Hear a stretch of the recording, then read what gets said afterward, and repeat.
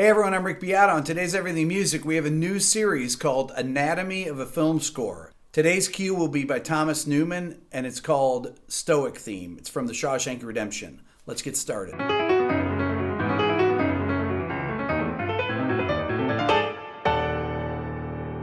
The cue begins with a flyover of the prison, where you then see the prison yard open up and all the prisoners going towards the gate where the bus is coming in with the new prisoners. Let's check it out.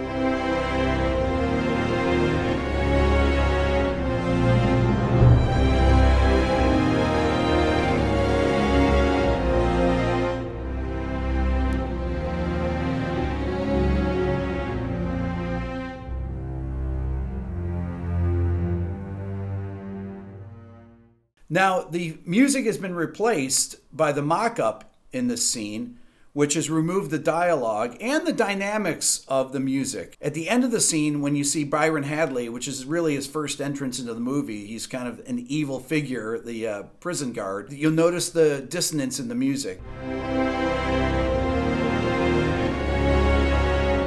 Those kind of voicings, which are really post-romantic or what I'd call modal voicings. You've got C major, then it goes up to E flat 6/9 to D flat sus4 down to a B flat sus2. We'll talk about that and how that gives that emotional feeling of foreboding or fear when you see that character. But I want to talk about the introduction and how it starts with this ostinato or ground bass, really it is. It starts in octaves, goes C, then F, G, B flat. Now that theme recurs throughout the entire piece. The second thing that enters, which happens in bar 5, is the contrary motion line that starts in the violas, which begins on D and goes D, A, B flat, A. And it's really nice because you have the C and the D together, and then the A and the F.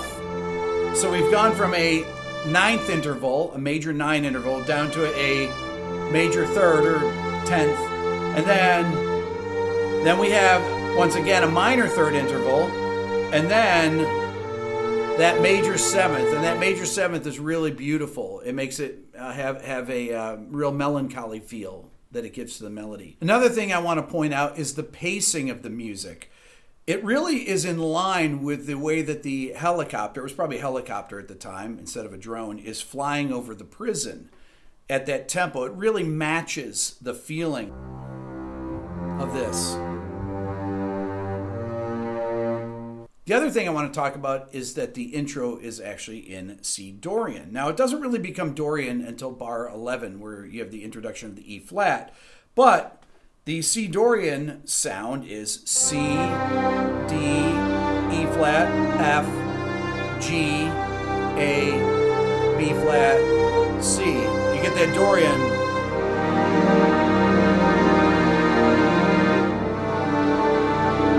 That's your Dorian sound.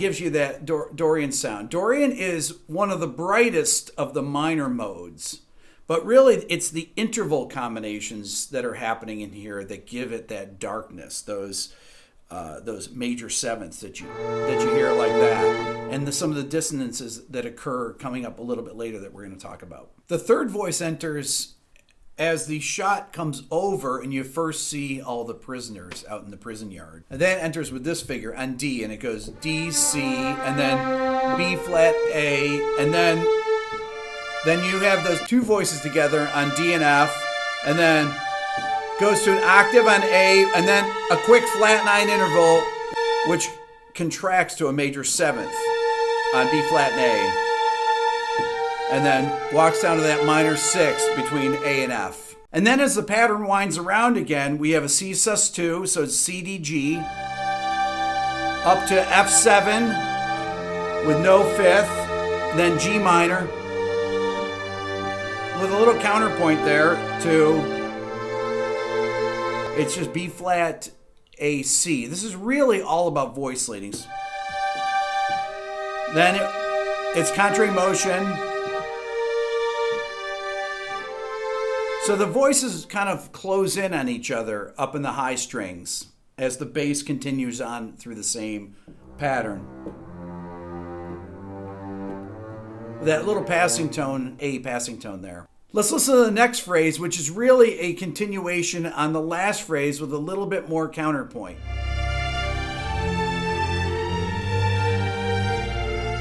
The next phrase, we continue this rising finger along with the ostinato bass that goes. Now that is once again harmonized in a similar way. We start out with the minor third D to F, and then it goes to unison A, and there's the counterpoint. There's a brief minor 9 interval between A and B flat that closes into a major 7. And once again, but this time you have that interval over the G bass note, which gives you a G minor 9 sound. And that sound is really powerful because of the major 7th interval that happens there. And that resolves once again down to that A to F minor 6th.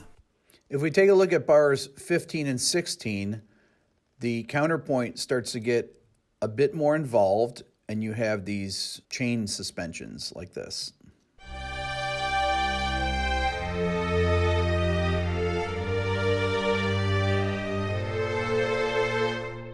Let's listen to it in context of the scene. Note that the harmonic progression stays the same as before, C sus2, F7, G minor, B flat, major 9, but there's the extra added suspensions in there to give it even more melodic and rhythmic interest. Bar 17 is the first entrance of the brass. This is also where the camera starts to pan over towards the entrance of the bus. You see all the prisoners walking to the gate, and you see the bus coming up. In addition to the entrance of the brass, we also have a larger number of voices being used. The highest note in the piece thus far, the high C, and it's the first time we've moved away from the ostinato C, F, G, B flat bass part. I'm going to play it again and put the harmonic analysis in while you listen.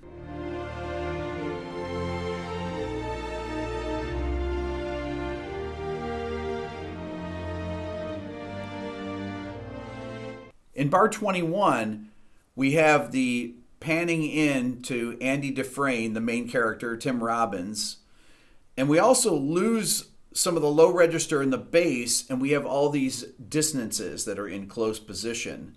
The harp also enters here. So let's listen to this next section with the piano so that you can really hear the dissonances clearly. So it starts with C5, adds a sus2, to a Lydian major chord, which is the E flat major triad with a sharp 4, and then F, not a complete F sus4 with a third, just got F and then the third and fourth.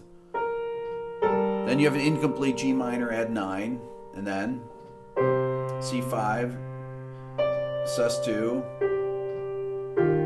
and then you have right there, you have E flat F G, which is an incomplete E flat add 9 chord, with then adding the sharp 4 to E flat over G, and D minor over F with the sixth next, and then going to the C minor. Let's take a look at this in context.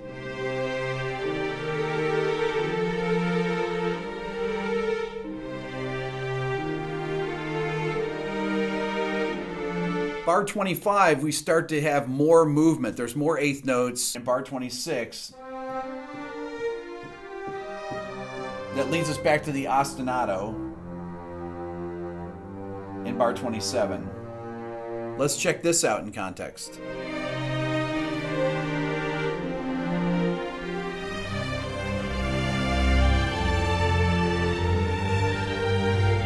Bars 29 and 30 return to the same harmonic structure as bars 11 and 12.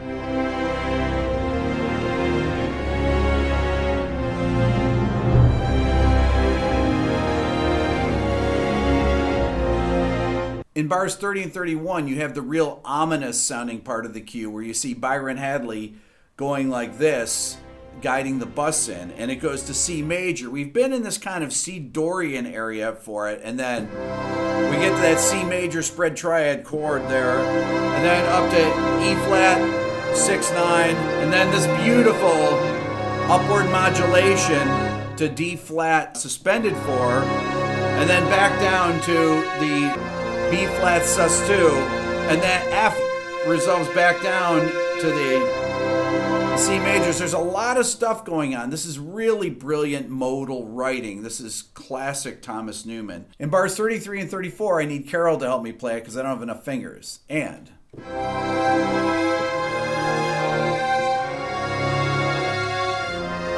then we go back to the lower register.